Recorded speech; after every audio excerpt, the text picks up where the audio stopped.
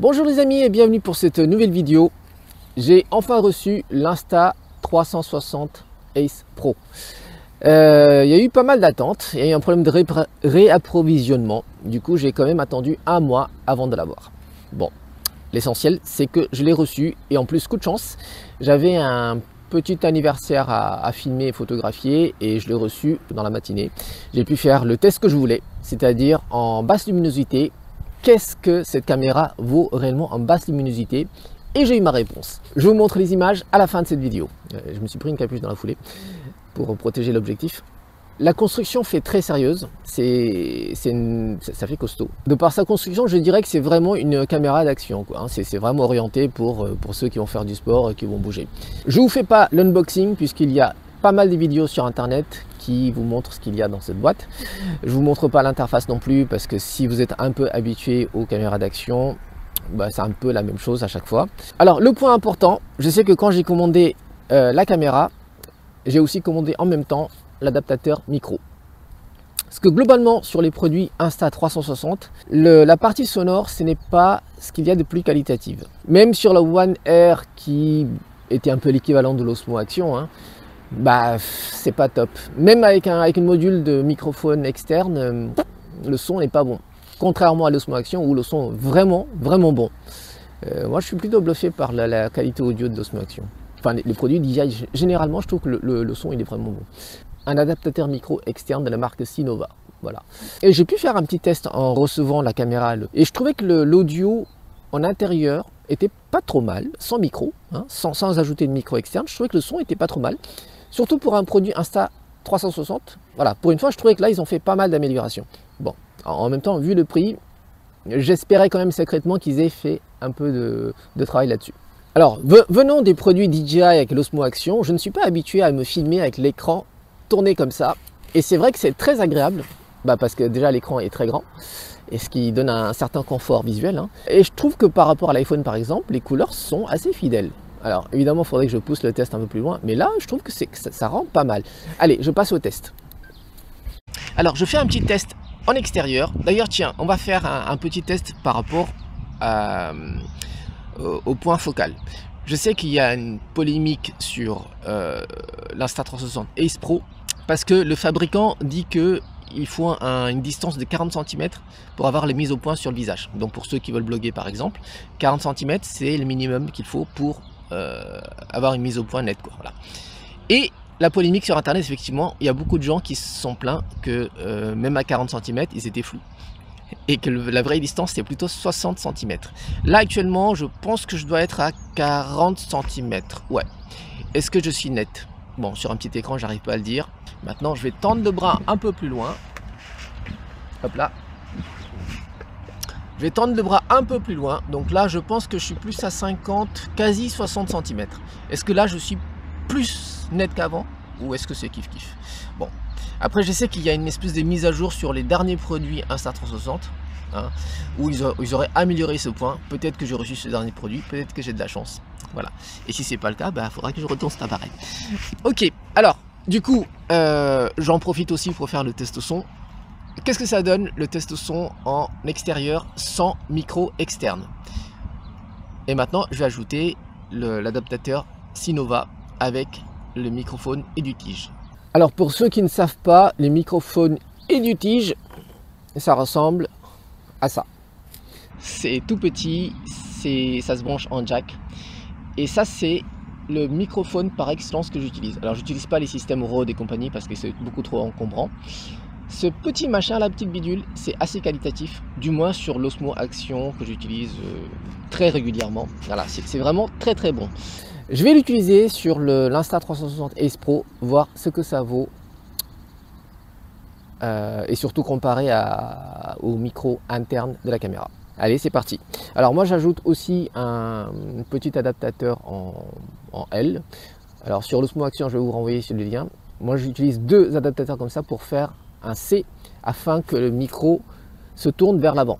Comme ça, quand j'ai des interlocuteurs que j'interroge ou que j'interviewe par exemple, je peux avoir un son dirigé vers la caméra. Voilà. Par contre ici avec l'adaptateur Sinova, donc la sortie jack est sur le côté et non pas en arrière, juste un adaptateur en L suffirait. Donc voilà, je l'intègre, je sors l'adaptateur. Bonjour. Ok, donc vous voyez la prise jack sur le côté. Moi je le mets comme ça. Ça se branche sur la caméra dans ce sens. Et du coup je peux tourner le micro vers l'avant afin d'interviewer ou de parler avec mes interlocuteurs. Voilà.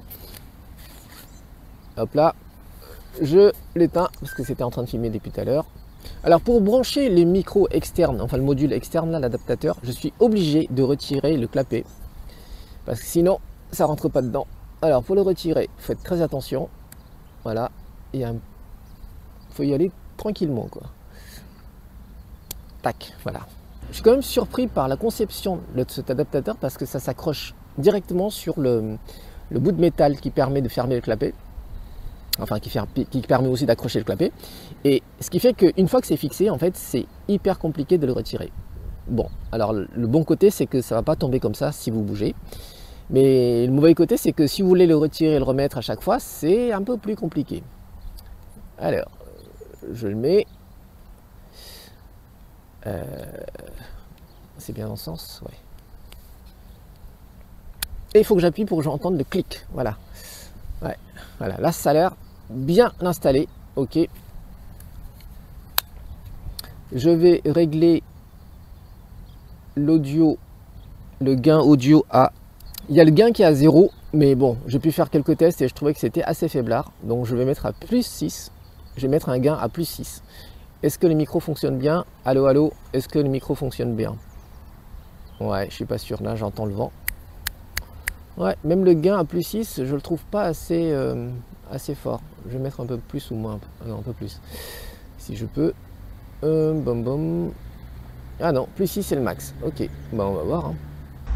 Alors quand j'ai reçu la caméra et les micros, alors il faut savoir c'est que le micro, comme je l'ai commandé, je l'ai reçu en 2 jours.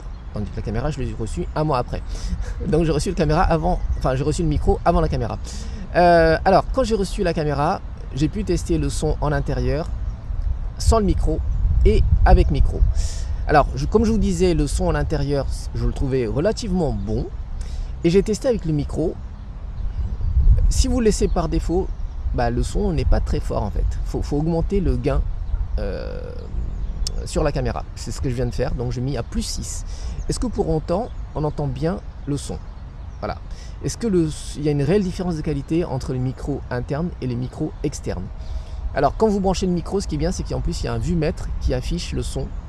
Là le son il n'arrête pas de bouger, donc je pense qu'il doit capter pas mal de vent. Voilà. Concrètement, j'ai pas l'impression que le vumètre est à son maximum. On va voir ça. Non, je sais pas c'est quoi le maximum. J'ai pas l'impression que ça monte au max. Donc soit le son est totalement grésillé, soit le son est bon, j'en sais rien. On verra ça sur PC. Dites-moi ce que vous en pensez du son. Je suis vraiment pas fan de la module externe pour l'adaptateur micro parce que je trouve que pour l'insérer et retirer, c'est pas le plus simple. Alors l'achat de cette caméra, c'est surtout pour filmer en basse luminosité, notamment dans les soirées, et voir comment elle se débrouille en termes de stabilisation et au niveau de la réduction des bruits. Parce que vous savez bien que tout ce qui est caméra avec une stabilisation numérique, en basse luminosité, ça se débrouille très très mal. Même le DJI Osmo Action 4, même avec un plus gros capteur hein, par rapport à ses prédécesseurs, bah, niveau stabilisation, c'était pas top quoi. Hein. Et là, quand j'ai vu l'Ace Pro, j'avoue que j'étais assez bluffé et je voulais voir ça pour de vrai, ce que ça valait. Allez, je vous montre les images et on en reparle juste après.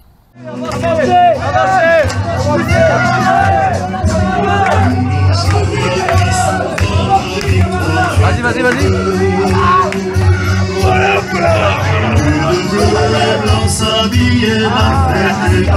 Avancez, camarades, avancez. C'est la peignade qui fuit sagement sur ses belles allez, suffit, saute. Allez, les bleus et blancs de l'aviron.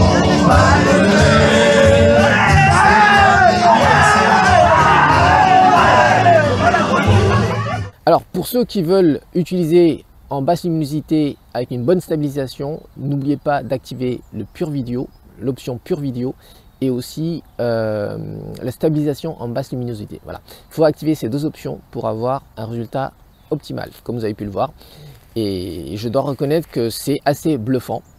C'est assez bluffant parce que si, franchement, si vous faites un peu de montage et que vous utilisez l'option réduction de bruit, vous savez que ça pompe énormément de ressources de votre ordinateur et ça met un certain temps pour nettoyer en fait votre rush. Là, c'est fait comme ça, quoi, instantané, c'est juste incroyable. Alors, je ne dis pas que tout est parfait, hein, attention, sur la partie vidéo. Alors là, j'ai filmé en 4K en pure vidéo. Globalement, je trouve ça très correct, il n'y a pas de problème. Par contre, c'est vrai que si on doit pinailler, je trouve qu'au niveau des contours, c'est pas aussi détaillé qu'un 4K qu'on peut filmer en plein jour par exemple. Je trouve que le contour, ça fait un peu grossier parce que en fait déjà ils ont réduit, il y a les réductions de bruit qui est appliquées dessus, donc forcément ça efface un peu de détails. Et en plus, je pense qu'ils ont dû ajouter une netteté artificielle, voilà, une netteté par logiciel, ce qui fait que ça accentue un peu les contours. Voilà. Après, il n'y a rien à dire, franchement, je trouve que c'est vachement équilibré parce que pour stabiliser l'image, il n'y a pas de secret, ils ont dû augmenter l'obturation. Si vous augmentez mais vous voulez avoir quand même une bonne luminosité, il faut aussi augmenter l'ISO. Et si vous augmentez l'ISO, vous avez beaucoup de bruit, donc forcément. Et tout en instantané, ils ont réussi à faire tout ça en même temps. Et c'est juste bluffant. Après, pour un usage plus pointu, en basse luminosité, genre si je dois filmer un afterwork dans une grosse boîte ou un gros événement d'entreprise, je ne sais pas si j'utiliserai ça quand même. Ça dépanne sur des mariages, anniversaires, pas de souci. Mais pour des gros événements, je pense que le DJI Pocket 3 fait une grosse différence quand même. Ce qui fait que peut-être que je vais devoir aussi acheter les DJI Pocket 3. Voilà. Je ne sais pas ce que vous en pensez. Après, ce n'est pas la même facilité d'utilisation. Si je bouge la caméra très rapidement, par exemple, comme vous avez pu le voir sur les rushs, je ne suis pas sûr que le Pocket 3 aurait suivi le mouvement de mon bras. Voilà. Donc à suivre. Je ne sais pas ce que vous avez pensé de ce petit extrait de vidéo. Laissez-moi vos commentaires. Voilà les amis, c'est tout pour aujourd'hui. Je vous donne rendez-vous pour peut-être plus de tests sur cette caméra. Un test en profondeur. D'ici là, portez-vous bien et je vous dis à bientôt. Bisous.